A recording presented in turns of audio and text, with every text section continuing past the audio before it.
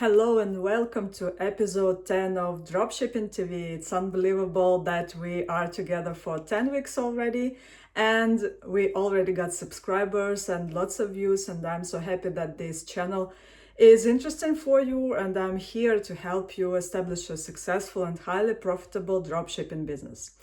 And today I was thinking about what topic to cover in this episode 10 of Dropshipping TV, and I thought that it would be interesting to talk about the common objections that stop some people from trying and entering into the dropshipping business. So broadly, we can split those objections into objections against doing their own business and becoming entrepreneurs, and objections against the dropshipping as an option of doing their own business. So I guess for those people who are watching this channel and who connected to this dropshipping TV and who follows our videos and tutorials, the first part of objections, if to start their own private business, is already in the past. But I want to also talk about this part a little bit because from what I heard from my friends and from my own memories as a seasonal entrepreneur, every time when you start something new, it feels frightening. And because for the fact that there is that you try to step into the territory of unknown, and your brain and your subconscious mind is trying to keep you in the zone of safe, where everything is predictable, where you feel safe, where you are guaranteed to survive. These facts are not really relevant, I would say, in the today's world, because your subconscious mind is the part of your brain that was formed way like tens of thousands years ago, and it still operates from that reptilian history of humankind.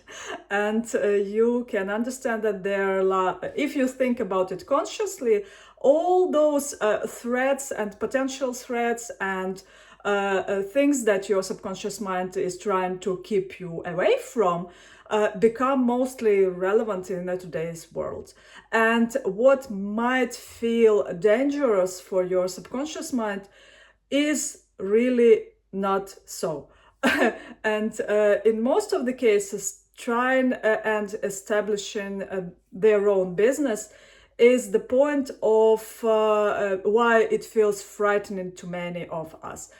Because, and if we boil down and we go down these steps into ourselves, asking ourselves open questions and giving the sincere answers, being true to ourselves, being frank with ourselves, the ultimate answer to why it feels frightening is basically the fear of failure. And it sounds common, and many of us, like every person on this earth, in the process of growing up, every person went through many failures on their way.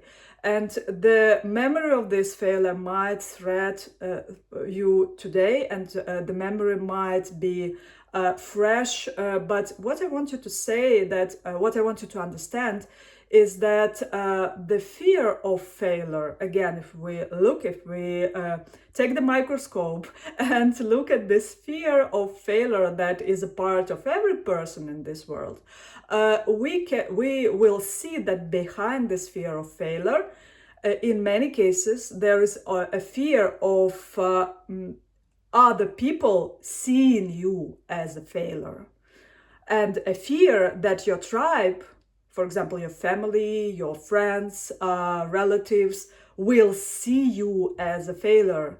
And this triggers a fear that you will be rejected, the fear that you will be alone. And for our reptilian brain, it signals the potential threat of death. Because yes, like tens of thousands of years ago, if you were excluded from the tribe, that automatically meant that you were destined to death. But today, in common world, in the modern world, this fear is mostly irrelevant, and because the threat is mostly irrelevant. But again, I want you to understand that this threat and this fear basically is absolutely legitimate. It's normal for a person to have this fear.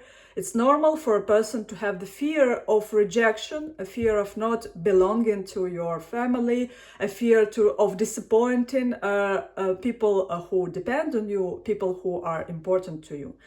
So here is the number one answer to that fear that may be stopped, that if you use this answer, if you use this method, basically you can overcome this fear and try establish your successful business and take the first step on your way to success, on your way to becoming a successful online or offline entrepreneur. So the fear of rejection and the fear of becoming, or the fear of other people seeing you as a failure, is based on the knowledge basically of other people about you. And the answer is in the question. The least things people know about you, the least the potential that the rejection occurs. And the answer, if we apply it to the starting business and running business, is following.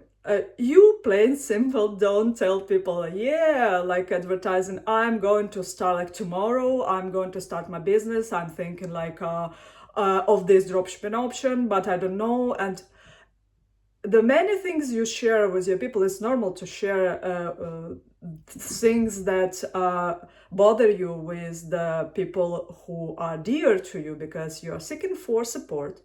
But again, if you, like for example, the first weeks or months of establishing your business, you may consider like keeping it for yourself. And again, it depends. For example, if we think about some kind of offline business that requires lots of investment, it's definitely that you can't keep it within yourself, like without other people knowing that you are onto something, of course, because it becomes visible, it's kind of obvious, and people asking questions, and you just, why wouldn't you answer? But again, when you start this low maintenance, basically zero investment online business, there is really no need to involve other people into studying your online potential in terms of finding products, establishing online shop, doing some technical stuff, doing basically preparation up until you locate and find and confirm that wonderful product that you will be selling through dropshipping model. It may take weeks, basically, not that much time, but you can do it at the background. There is no need to pull like all your free time into that. You can do that if you are interested that much, if you are onto something, if you set yourself for instant success. But what I want you to understand, success is not really what looks like an overnight success, has lots and lots of preparation behind it that is usually not visible. And I can say that your whole life can be a preparation for your successful online business, because your experience, your passions, your care about your customers, and all these pieces put together result in your successful business. We talk in depth about starting and developing your successful online business in our dropshipping lab, and the information as usually is in the description to this video. But again, what I want you to understand, when you start your online business with basically zero investment, and the only thing you invest is your curiosity, is your free time into researching the products, researching the ways of selling them, you minimize the necessity of sharing these thoughts and these explorations with your friends and family, and thus you minimize the threat, the potential threat of being rejected and being like laughed at, like, why nobody in our family did such kind of thing? Are you crazy about thinking of doing online business? Are you crazy? Are you and people laughing at you, and you may imagine these might be the things that you are afraid of, and these might be the things that stop you from really becoming who you want to be. Becoming the person, becoming the owner of their own business, the owner of their own time. And this is what I want everyone to be. And I can understand that the doing business might be not for everyone, but if you're here, at least you consider this option for yourself. The second most common objection in terms of doing business and starting their own business and doing dropshipping as well is the objection that I don't know how to sell. I'm not a seller. I'm bad at sales. This is really common, and this was the thing that I was thinking about myself some time ago, like 3 years ago, for example. But what I want you to understand and what I want you to say today and to underline the really important thought, once you find the wonderful high quality product that you are confident about and you are passionate about and you offer to your clients with passion and with care about them, not about their money. Once you build your business around this dropshipping model in this way, which I call luxury dropshipping, luxury not because of high margins or something, luxury because of 5-star customer support, because of the high quality product, not some cheap stuff that you sell by thousands. So once you establish your dropshipping business in this luxury kind of way, the issue of selling and finding the customers just disappears. This issue vanishes. So you see that sometimes these objections that you have prior you start your business, prior you research your products, prior you know how to make everything work, these objections become irrelevant once you start doing the things the right way, start to doing things the way that is destined for success, basically. Because in today's world, when everyone sells everything and there is potentially very little gap of something that you can invent and something really, really new that you can come up to the market with, your advantage on the market is you, basically. Your advantage is your passion, your advantage is your care about your customers, your advantage is the ultimate luxury 5-star customer service and support. And again, when you offer high quality products to your customers, this automatically means that you don't really process that much returns because of the quality issues, at least.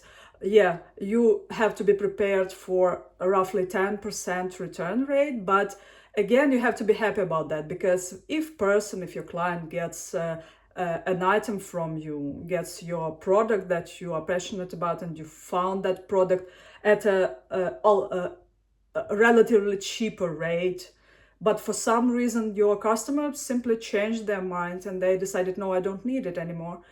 You have to be happy to get that product back. And in our dropshipping lab, I'm covering extensively the return process, which is really done pretty much automatically. And you may even consider returns like just, so you basically don't care about returns that much, because first they take roughly 10% of all orders, and then at the other hand, they are done pretty much automatically.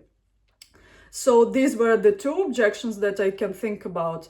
Again, I want to sum up that for the kind of business that requires pretty much zero investment, financial investment, that's not that hard to try and fail as much as you want, because this is basically a research. It doesn't take money from you. Just take your time, your curiosity in finding the products and finding the ways of how to sell it. And when you have a shortcut in the space of our dropshipping lab, when people start selling on week 5 or even on week 3, when the program is minimum 12 weeks, but you see that results come in much faster.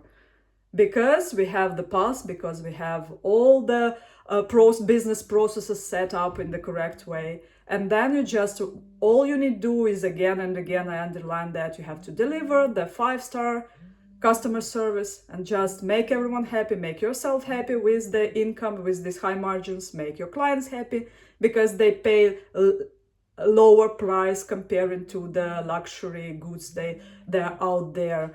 And then we try to find the substitutes too. And everyone is happy. You are happy. You have reclaimed your time. You are a successful business owner, because for me, being successful business owner means that you can basically pay your bills without working yourself to death. And you can fulfill the financial and other goals that you have. And this is why we're here, and this is why I want to share the shortest way with you to that success. And please subscribe to this channel, because I share lots of free videos talking about all the stumbles upon our way as dropshippers. And like this video, and go and check the description of our dropshipping lab, and I will be happy to welcome you there. And up till next time, bye bye.